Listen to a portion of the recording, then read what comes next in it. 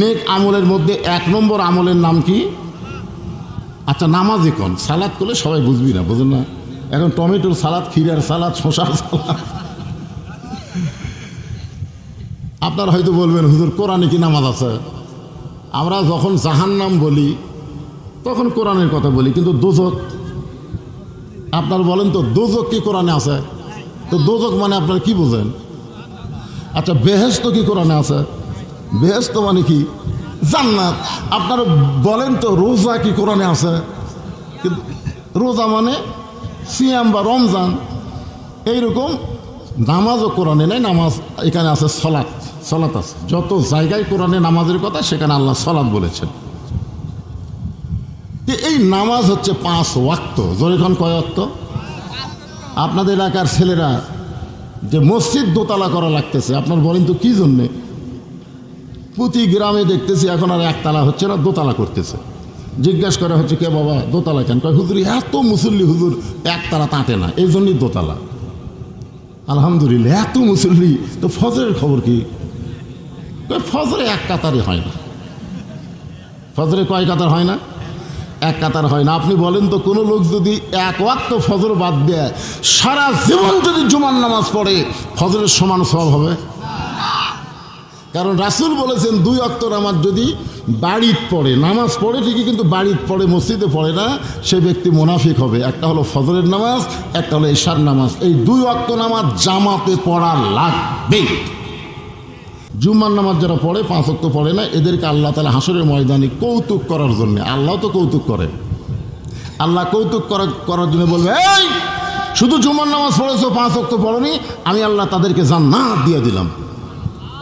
এই কথা শুনে জুম্মা পাড়িরা খুশি হবে, আয় আয় রে, 7 দিনে 1 ওয়াক্ত পড়িনি, খালি জুম্মা পড়ছি, তাকে আল্লাহ জান্নাত দিল। খুশি হয়ে মারবে দৌড়, যাই দেখবে জান্নাতের দরজার বিশাল একটা তালা। তখন বলবে, আল্লাহ আপনি আমাকে জান্নাত দিলেন, তালা কেন?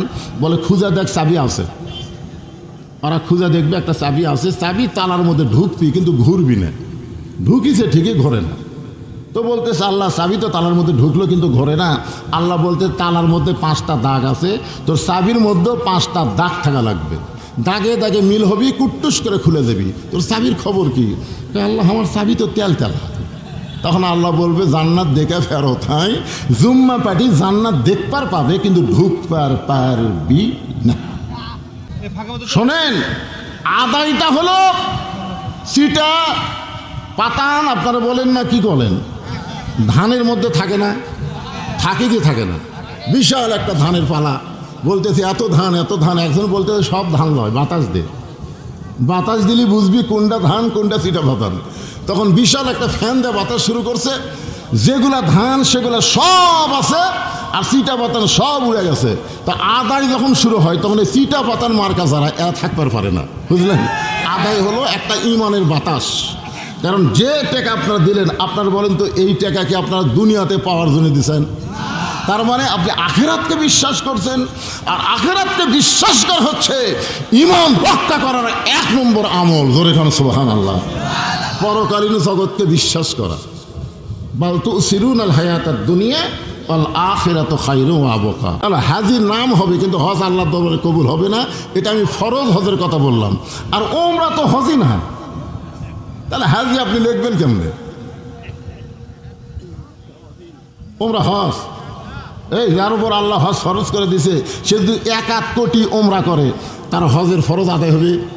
কতক্ষণ হবে? তাহলে যেটা ফরজ সেটা না হয় হজ, কিন্তু ওমরা তো নফল। এখন আপনি জোহরের 4 রাকাত ফরজ নামাজ বাদ দিয়ে জোহরের আগে সুন্নত পড়লেন, পরে 2 রাকাত সুন্নত পড়লেন, ফরজ 4 রাকাত বাদ দিলেন, তাহলে আপনি কি নামাজি? এখন আপনি কি নামাজি?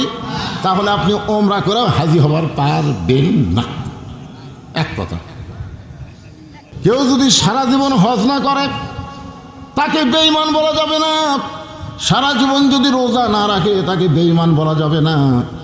কেউ যদি সারা জীবন যাকাত না দেয়, তাকে বেঈমান বলার সুযোগ নাই। কিন্তু মান তারাকা সালাতু মুতাম্মিদান ফাকাত কাফারা, ইচ্ছা করে 1 ওয়াক্ত নামাজ যারা বাদ দিবে, অবশ্যই তারা কাফের হয়ে যাবে।